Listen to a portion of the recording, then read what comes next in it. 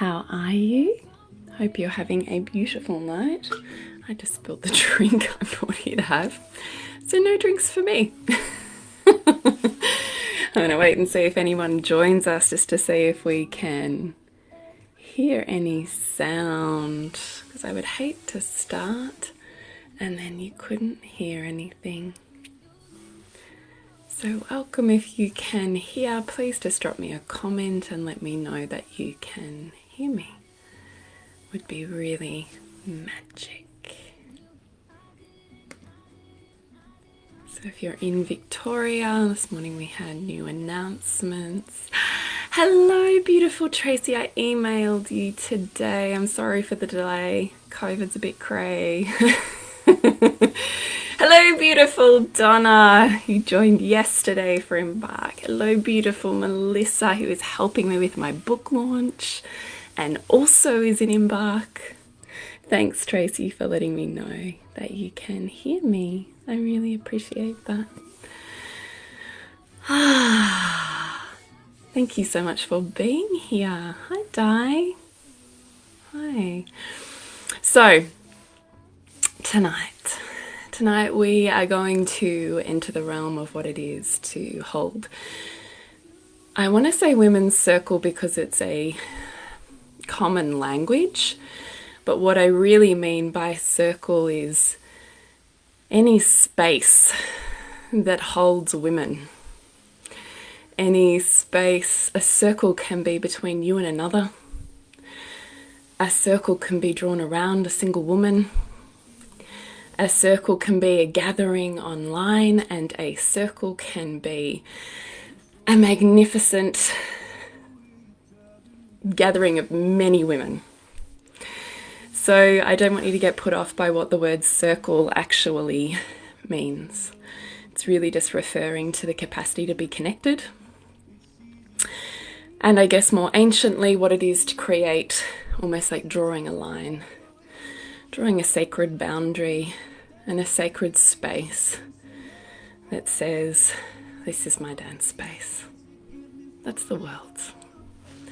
So that for me is what a women's circle is an honouring of the sacredness, a reclamation of boundariedness, and a sense of safety that you're able to sink into and uncoil.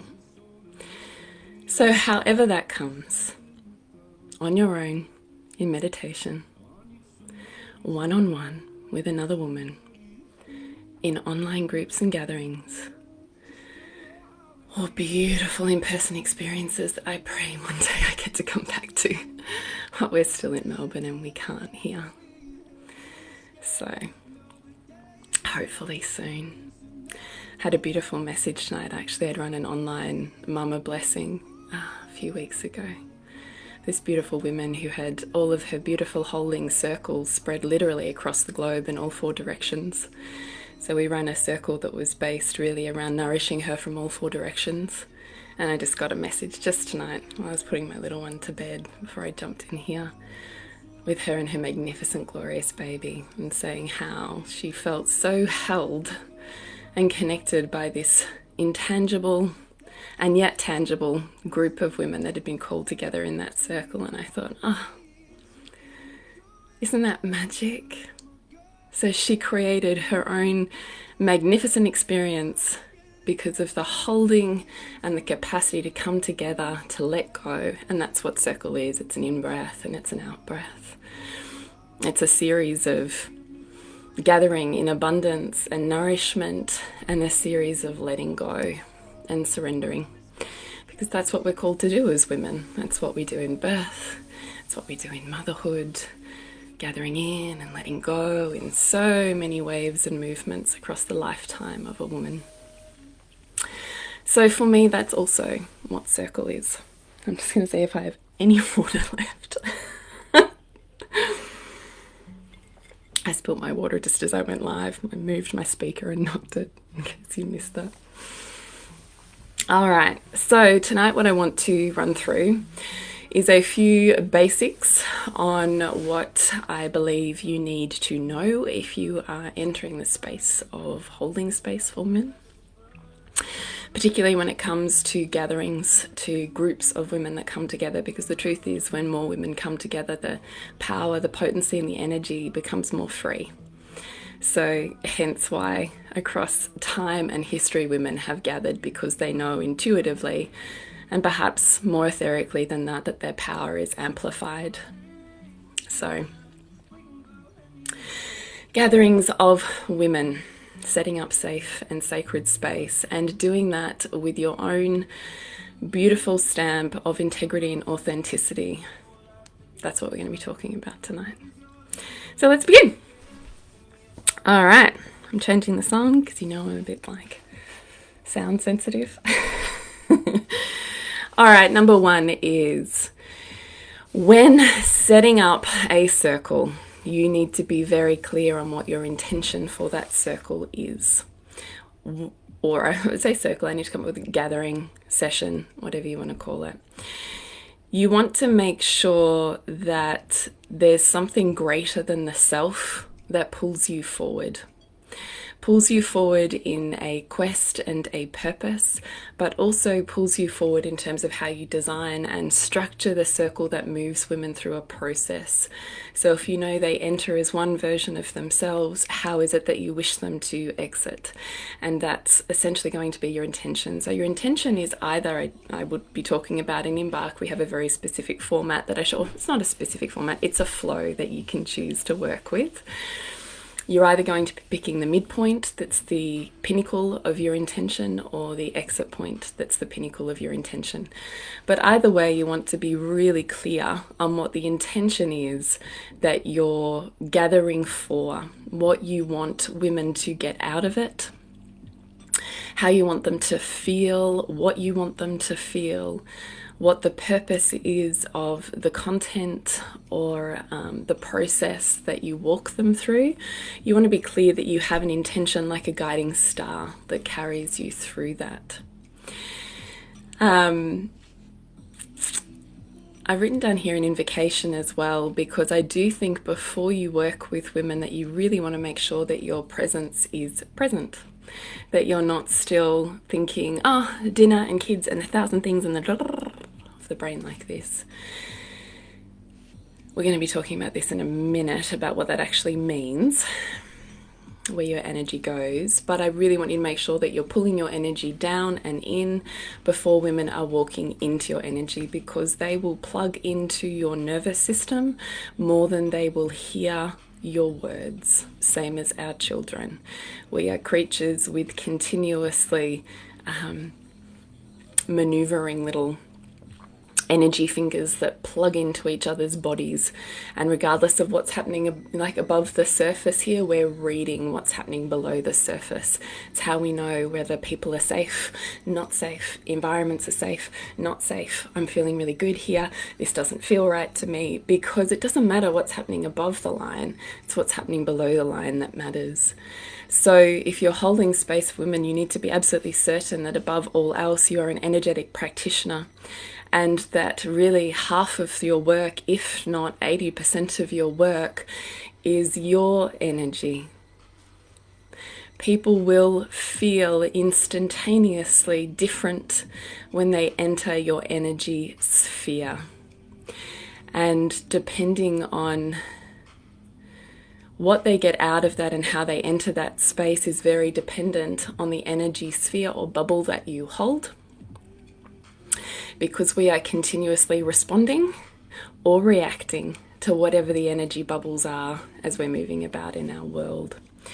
So think about someone that you feel absolutely glorious around, or someone where you just feel like, your body exhales and you could just kind of snuggle up next to them. There's something magic about it, isn't there?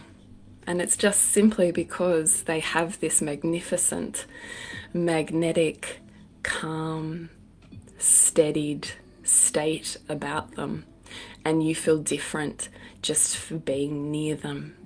Sometimes you don't even have to be near them. You could be on a screen, or you could be on the phone to a girlfriend, and you just feel better, because energy is everywhere all of the time. It's not a matter of matter.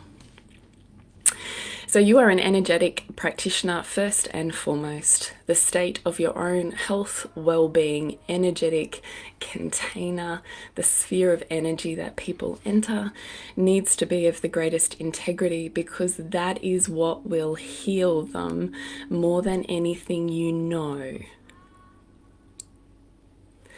When you enter the space of women's work, you're saying yes to entering the land of the unknown, the uncharted waters, the deep and dark ocean, the dark forest. You can't have a map and a plan. All you can have is a guiding light. And it's not with direction, it's this knowing that you can maneuver and hold yourself and shine the light through those places. I don't want that to sound too etheric for you, so please, by all means, ask questions and let me know if you need me to clarify anything. So when I'm talking about an invocation to set up circle, what I'm talking about is making sure that your energy channels and body and sphere are squeaky clean and abundant and feeling really present and really in alignment with the intention that you're setting. So this is why I also think it's unwise to map out women's circles for, 6 to 12 months in advance. I think you're far better to move with some of the best circles I've ever run are ones that I've written half an hour before I've got to leave for them. Because there's something about being able to tune into the energy and then go, that's what it is.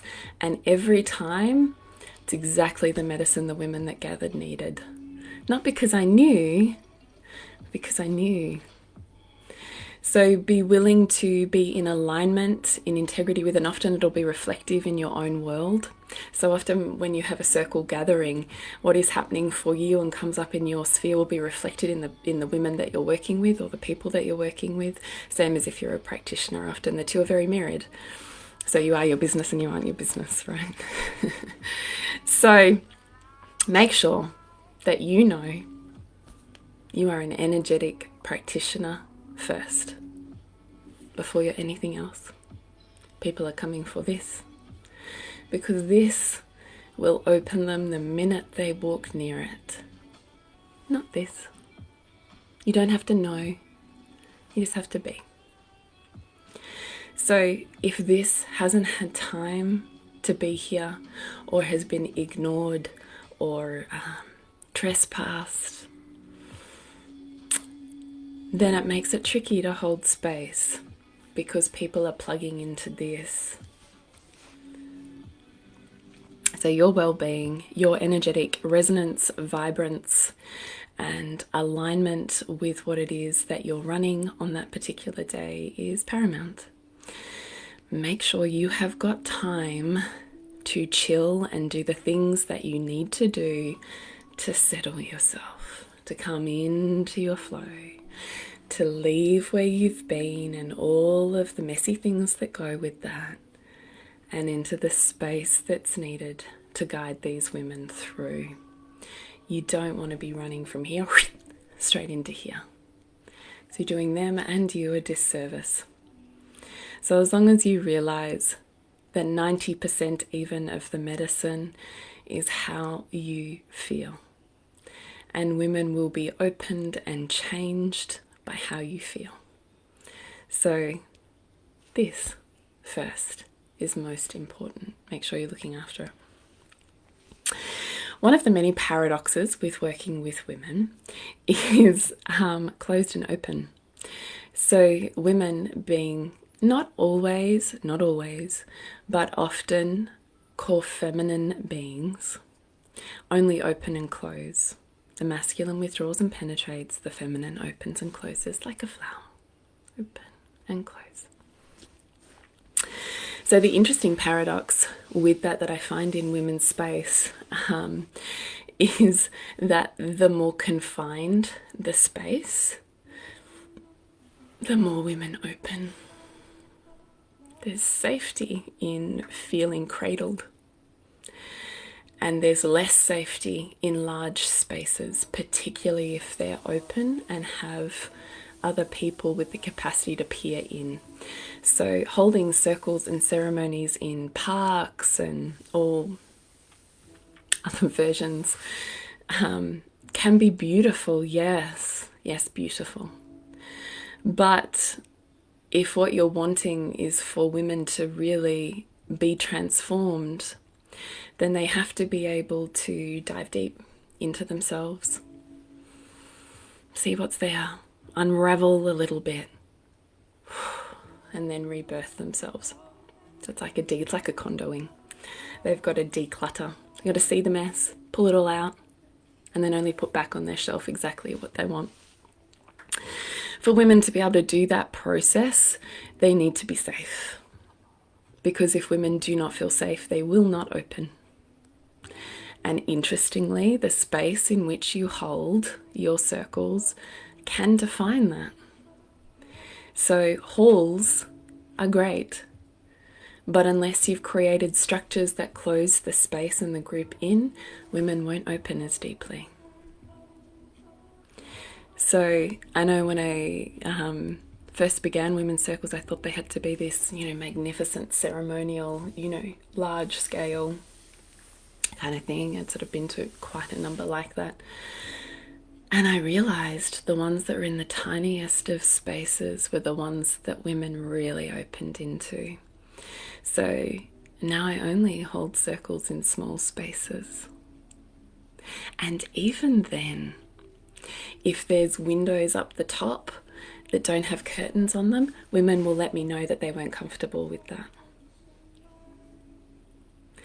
So open windows, open spaces mean closed women. Closed, dark, enclosed spaces mean open women. So I hope, if nothing else, that that's deeply helpful for you. It certainly was for me. I want you to get in tune with your true, authentic energy.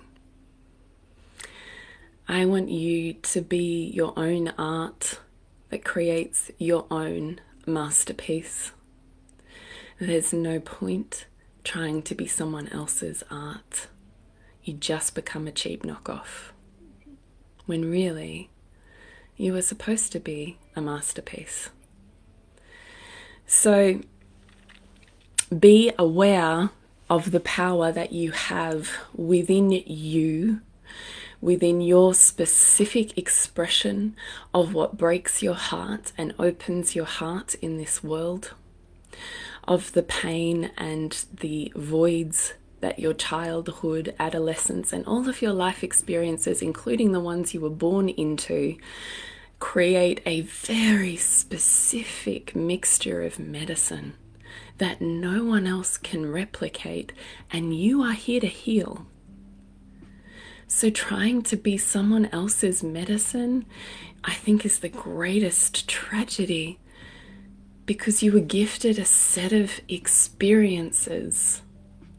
Things don't happen to you, you co-create them so that you can mine wisdom, gold, and experience. Because wisdom without experience is just philosophy, isn't it? And experience without wisdom is ignorance. And you're gifted both.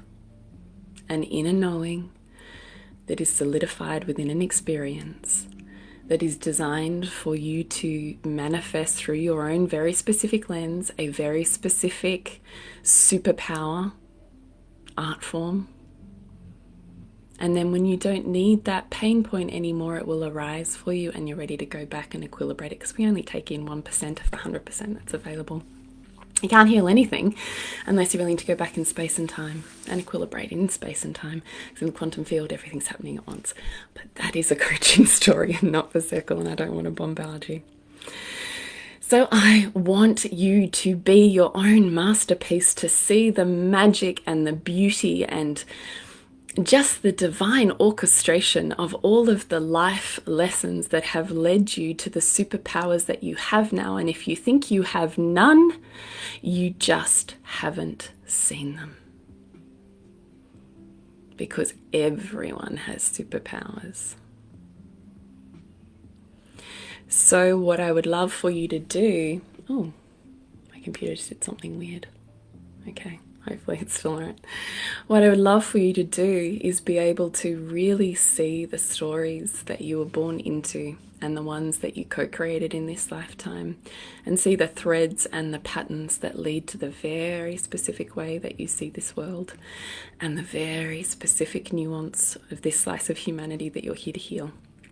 Because in actual fact, what feels most easeful for you will be the most healing for people. You don't actually have to work very hard to be immensely powerful.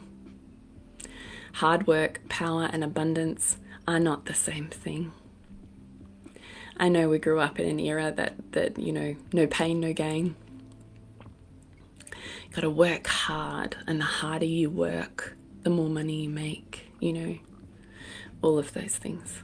And they're not true. It's taken me a long time to work that out, but I can tell you now they're not true. So I would love for you to create your own masterpiece, because I see art in every woman that I work with, and no two are the same. So therefore, no two circles can be the same. No two healing spaces can be the same. So you're here to infuse, but not to reproduce. I want you to leave a space like Embark feeling like you have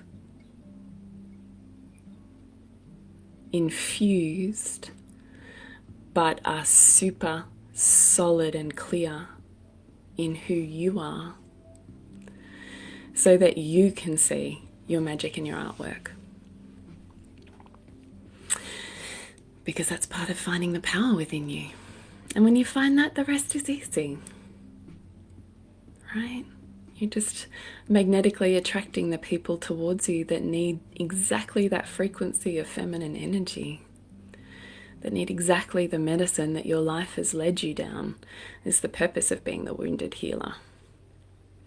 So authenticity in a women's space is incredibly important. If you are trying to be anything other than authentic, it ain't gonna go well. 1, it won't last long. 2, you'll be feeling insecure and always running looking for the next thing that's gonna make you feel better. And 3, the women that you call in will be an equal reflection of that. So we don't need perfect and unrelatable goddesses. We need relatable ones. We need real ones. Feminine leadership is the most magic dance of stepping forwards and stepping back and stepping forwards, right? Like we talked about the breath at the beginning. Because leadership can look like both, forwards and back. Leadership can look like intuition, and it can look like structure. So true power exists when we stop trying to map the course and instead are willing to enter the uncharted waters or the deep dark forest with a vulnerability and a willingness, because we know that we are safe space and that we're here until the light effervescently appears within this woman. But here's the kicker, right? Women will only ever go as deep as you go. Women will only ever be as authentic as you are. Women will hold on to their own containment to the same extent that you do.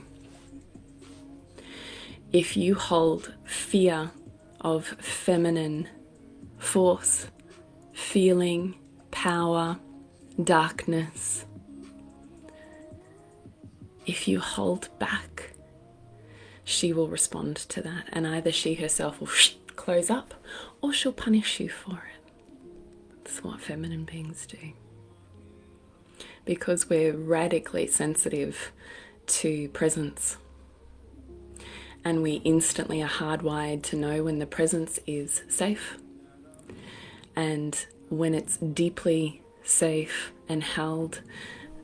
The more she's able to flow, and the more she flows, the deeper and more empty you get. The more she flows, the deeper and more empty you get. This is masculine and feminine leadership. This is when you learn how to do that art in emotion.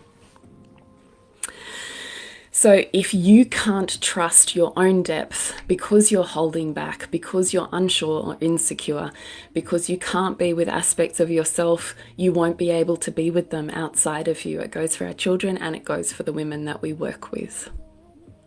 If there's parts of you, your humanness, that you shame,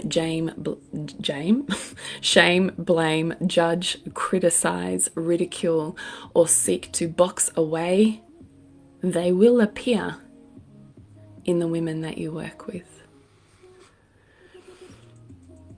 So therefore you can only go as far as you can go with yourself.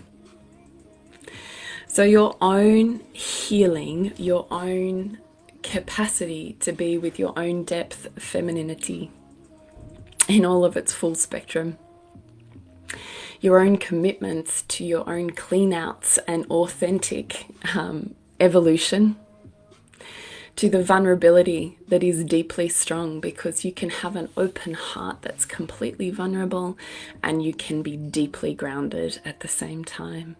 That's a relatable goddess, right? This space isn't what creates safety. You are. You, if you are taking on the role of facilitating, and it doesn't matter if it's one woman or it's 100, if you are saying yes to that role, you are responsible for the sacredness, because what isn't made sacred becomes shameful. You are responsible for the depth, because when women are under surrendered, it's because the presence is not there. It's because you're holding back. Seized up, you're fearful, you're insecure and unsure. So safety, surety and confidence is found in your body and in your energy. And when women feel that, there's no place they can't go in themselves. You must know this from your partners, right? Do you have a partner who's like, so fucking here for whatever this is? You're not stronger than me, so give me everything. I've got you.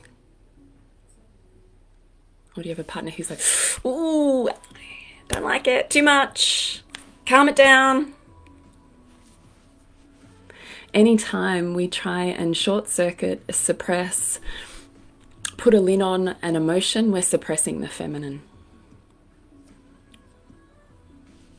And we are just as complicit in the suppression and repression of the feminine as a force and as an experience in this world as the patriarchy are. So when it comes to the space of women's circle, be deeply aware and responsible for the sacredness of that space, for the knowledge and the awareness that when you open it up and women become so unraveled and so open and so honest with themselves, where they may have no other place to find that. How sacred that is. So sacred. Because the moment this woman finds herself, the moment she declutters everything that holds her back from coming home to her own art and her own masterpiece, and she clinks all of that together and she walks out more sure of her own power, art, force, and field in the world, imagine what she does when she takes that home. To her kids, to her marriage, to her friends, to her work. It's how we heal this world, is through women. This life moves through them. So be aware of the power you have. to touch women's core, to the very center of them, to the deepest place they can possibly go, and know that safety and surrender exist in you. They don't exist out there.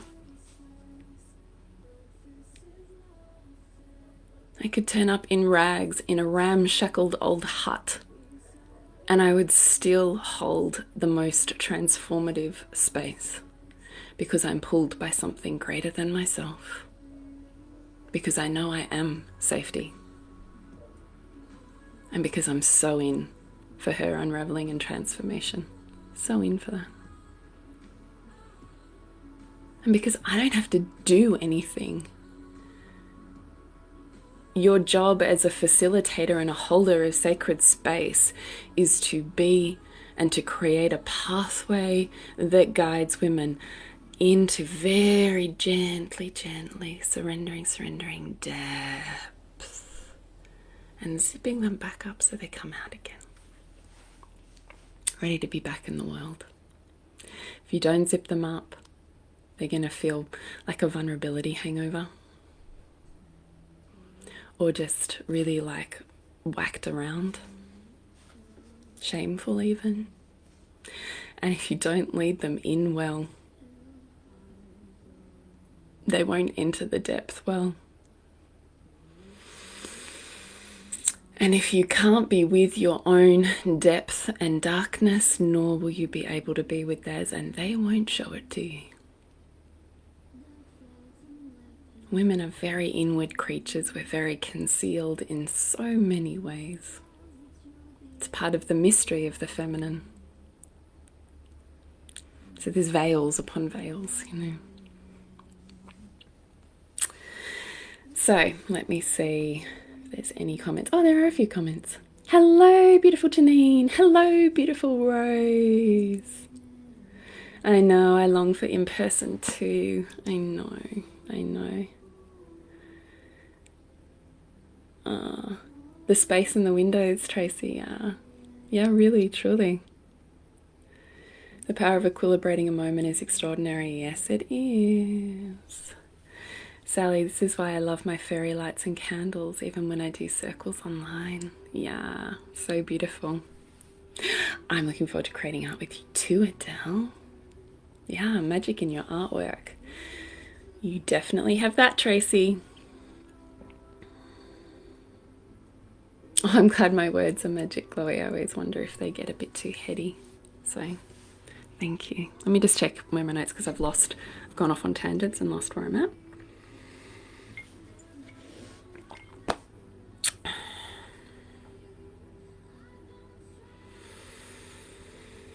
Oh, I did have an analogy here. You've probably heard me talk about it before. When it comes to working with women, I often, do you know what, even men, it doesn't matter. It really doesn't matter. So if you're facilitating, it's going to be a beautiful fluid mix between masculine and feminine energies. So this is why I say it doesn't matter if it's a man or a woman in front of me, because I've done so much couples work this year. I'm vicariously working with a lot of men now, which is really quite new for me. I don't think I've worked with men since I was, gosh, a naturopath way back at the beginning. So like 15 years ago or something now. So it's been delightful to be able to work with men again, and I realize how magnificent they are. And not that that's a realization, I knew that. But it doesn't matter whether it's a man or a woman in front of you, because we have feminine and masculine energy within us. So when I'm facilitating, I'm holding a very strong masculine polarity, and occasionally I'll be dipping into my feminine when it's needed. So vicariously, they'll be doing the opposite to you, because in this world of polarity, we're always going to be doing that, and the whole universe has both sides, so you can influence each other based on that.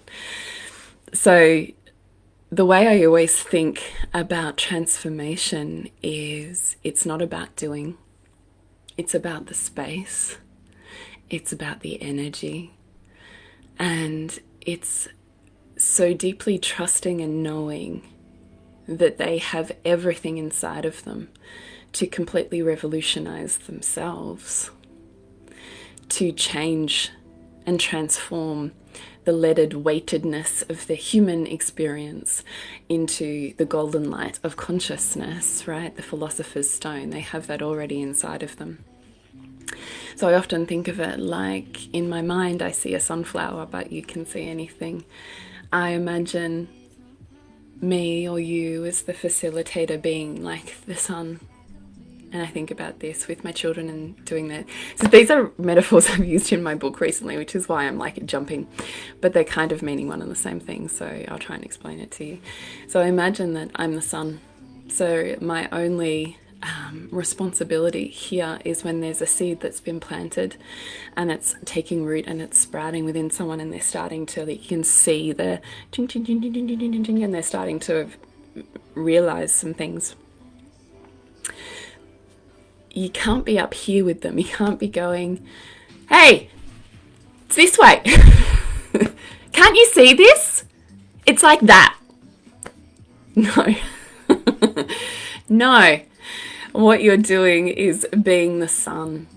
So the golden beaming light of love and total belief in the fact that they will get it in their own perfect and divine timing, and it will be magnificent.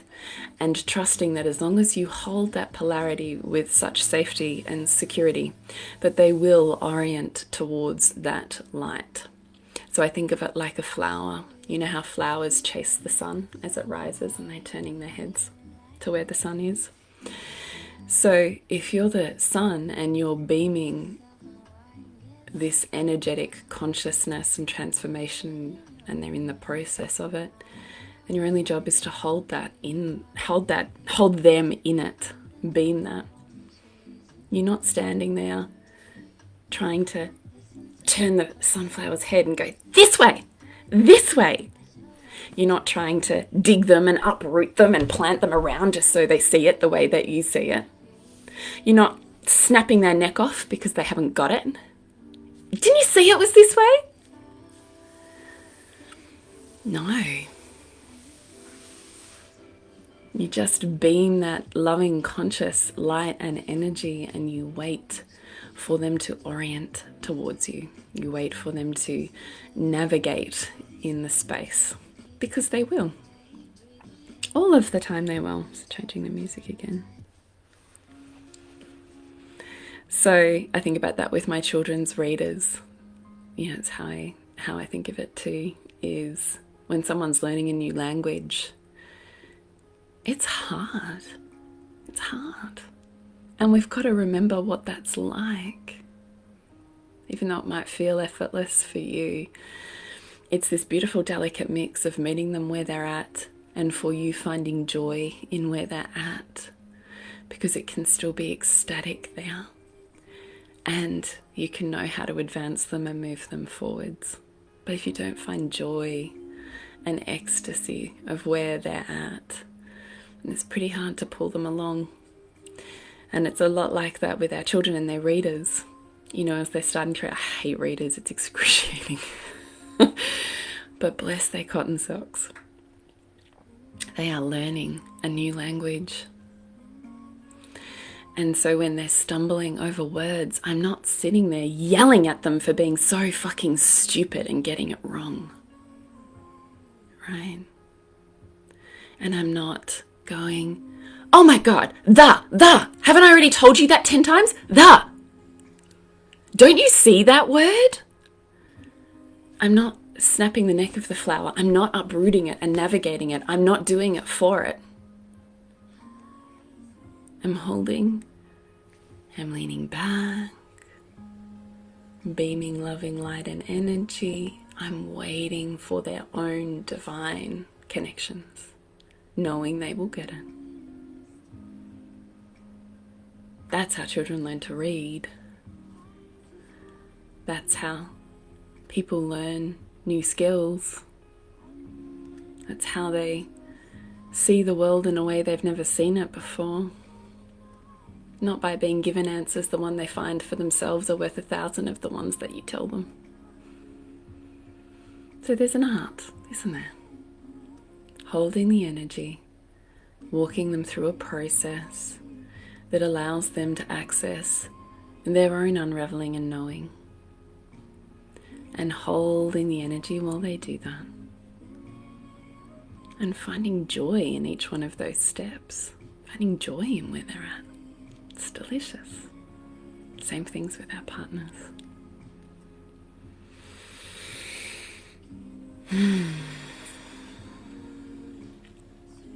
I wrote down here, and this is why I'm so serious about women's business.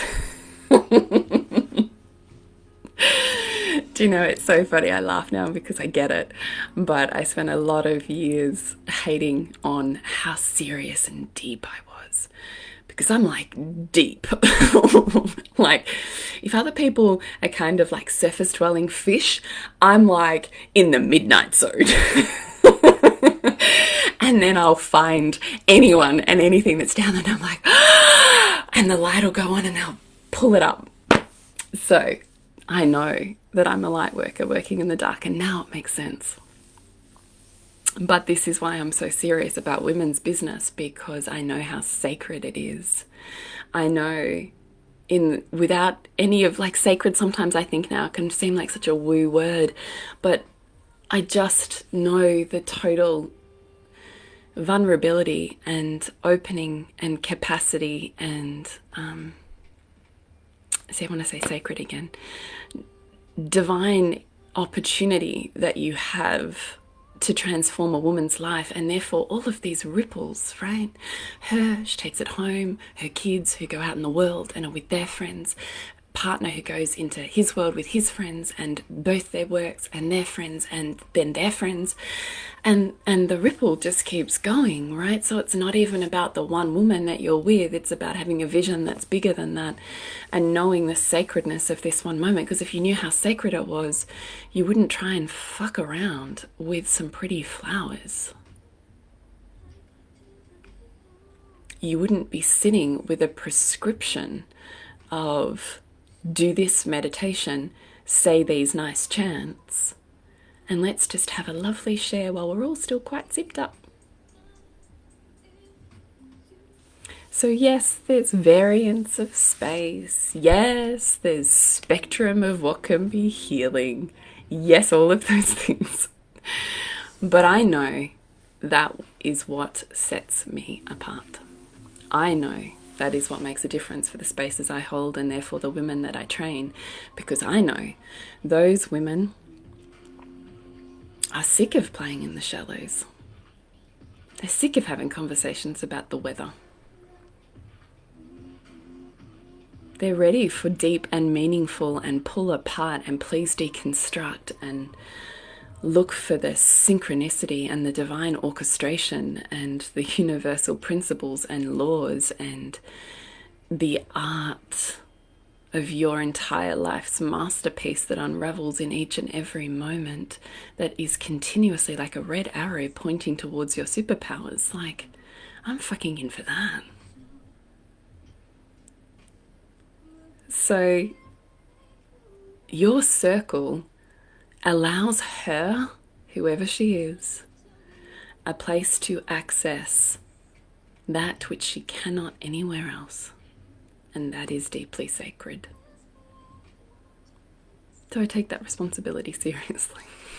I take it very seriously, because I've seen it go wrong. I've seen it go very wrong. So let's not do that. Let's be in integrity with what we're doing, why and how.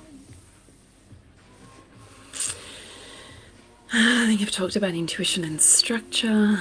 I've just got one note on here, which is our last one, which is about conflict and pain. I mean, we'll be talking more about handling conflict or disagreements, I suppose, within the embodied coaching aspect of Embark. But for here, I just wanted you to know that when women enter their bodies, often 9 times out of 10, the first thing they will meet is pain or anger. So if we haven't been listening for a really long time, they may have the inner temptress inside of them that's angry and wants to like tear this entire establishment apart because she's been ignored for too fucking long, and now she's got her swords blazing, right? Or when pain is so much for so long, we disconnect just so we can function. And when we're offered an opportunity that reconnects, pain can re-emerge. So I want you to know that both of those experiences mean that you've created a space that is sacred, not a space that was inappropriate. And the worst thing you can do in those moments is start to dog paddle out of it. Oh my God, I've done the wrong thing. Oh my God, I shouldn't have taken you there. That's the worst thing you can do. Because she's just opened and she's just connected with herself for the first time in who knows how long. If you don't see that as sacred, if you don't know how to be with your own pain and your own anger and rage and outrage and injustice and ferocity, then learn it, heal it, be with it. Because it is through, not over, under, or around. It is through that transformation exists, and there is ecstasy in pain, and there is ecstasy in anger. And everything is a wave. I was talking about this in Honey Club the other night, actually. It's another analogy, because you know I love a good analogy.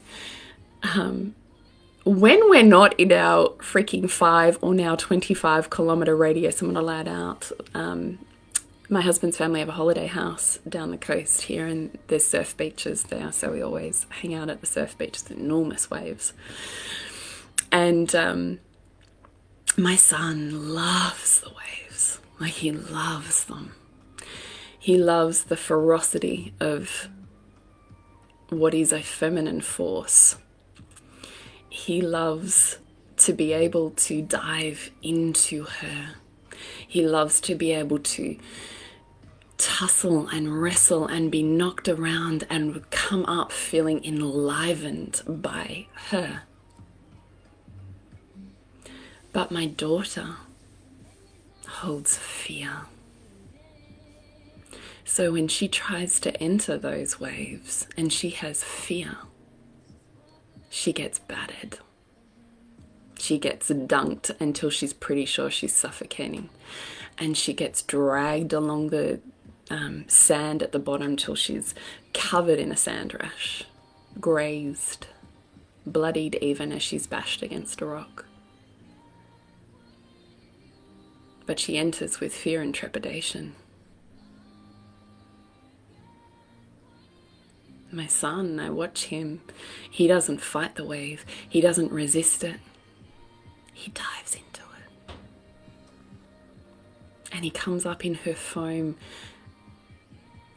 feeling renewed. That's how you tussle with the feminine.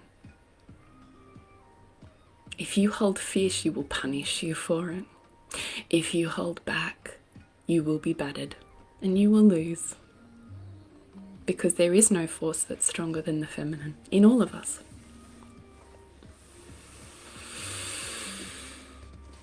But if you can dive into her, then you get her gifts, her bounty, her boons. And they are rich. Does that make sense? Because I see that in women, and I see that in sacred space, and I see that in emotion. I hope that makes sense. You're here to swim in the damn depth. Me too. It's the best place to be. Turns out you get to have the most fantastic sense of humour there too, because that is the place for dark humour that ripples and vibrates your nervous system and again equilibrates it, because you can rage and you can scream and you can cry and you can laugh Anything that vibrates and jiggles the body and the nervous system will create the cellular structure of recreation, of transformation, of neurological rewiring and neuroplasticity. You love that story, Nicole. I bet your boys surf in the beach too. Yeah, I think of it every time because I'm always marveled, and I love it. So I will always go, and my husband and I like tag team between the girls and being in her with my son, and it's glorious, you know. But you don't enter it thinking you're going to conquer her, because as soon as any surfer thinks that, I'm pretty sure he's drowned. That story gave you goosebumps. Yeah, it's one of my favorites. It plays over and over in my mind, and my daughter has much to learn, you know. So I would love it if you have any questions. I'm more than happy to answer them. And if you would love to join Embark, then we begin on Wednesday. This is, I just want to make sure everyone knows because I don't want anyone surprised. At midnight on Wednesday, the introductory price will finish. So it's the last time it will be $22.22 for the 6 months of training. And we will do embodied leadership, embodied coaching, masculine and feminine energy, and women's circle and sacred space facilitation. But of course, in between the lesson plans, it's going to be energy work. So that's really more my superpower. So I want it to be a learning container. It's roughly 2 lives a month. And we are having 3 guest lectures in there too, which I'm very excited about. So we're going to be having Jill from Born Wise doing story weaving, to be able to reclaim your art of story. And we are having Bridget, who I run Nourishing the Mother with, who is also doing Embark. And she's coming in to do, I'm hoping she's going to do a little bit of values, and she's coming in to do removal of pedestal and pit, so no hierarchies. And then we have Kasha Burke, who's coming in to do the imprints of your past life traumas on what might be cycling in your present. So that's super fun. Chloe always loved diving into the big waves growing up. Yeah, it's fascinating to think of it as the feminine though, isn't it? And watch what plays out. It's very interesting. So we're going to be learning foundational skills of working with women, what you need to know about working with women and the feminine, foundational structures of circle and embodied coaching, because as you know, I have an exceptionally well cultivated masculine. My feminine is still an active choice for me to enter. My masculine is probably more a natural state for me. So I can absolutely see and own the superpower in that, because now I teach men how to be men, because I'm a better man than a lot of men. It's just a masculine force, and I know how to tussle the feminine. So intuitive elements, energetic training, finding your art, finding your confidence, held and safe in my energy, my container, and a group of women that say yes to dancing and playing in that. And that's what Embark is. So we begin Wednesday. If you'd love to join, I would love to have you. It is lifetime access, so if you're worried about content, you will have lifetime access to that group. I want you to be able to stay in contact with the women who will become your rallying sisters. To still be able to ask questions and bounce off other women who see the world as you do and are doing the work as you do, who are so up for the conversations you're having and are interested in. I want you to be able to have access to that forever. So that is there for you. Please message me any questions that you have. Just check no one else has written everything. I'm just reading absolutely give me deep, please. Oh, good. Me too. Playing on the surface can be fun, but not if it's the only place you can play. So don't have anything else to say. It's weird having a one-way conversation. Zoom is way more fun. All right. I will see you in Embark on Wednesday. Oh, beautiful Nicole. You can't wait to dance with me. I can't wait to dance with you either. I really love this work. It's my heart and soul. You know, it's so marvelous to realize you're never too much. You're exactly the right amount of much. Such a pleasure. Thanks, Sally. I can't wait for you to come play either. Pleasure, beautiful Janine. Mother of daughters. It's important work for us, isn't it? All right. I will see you. Thanks for coming and spending your night with me. I always treasure that. I know how precious our time is. I think perhaps there could be no greater honouring or commodity perhaps in this world. So you can buy just about anything except time, can't you? So thank you for being here. I'll see you.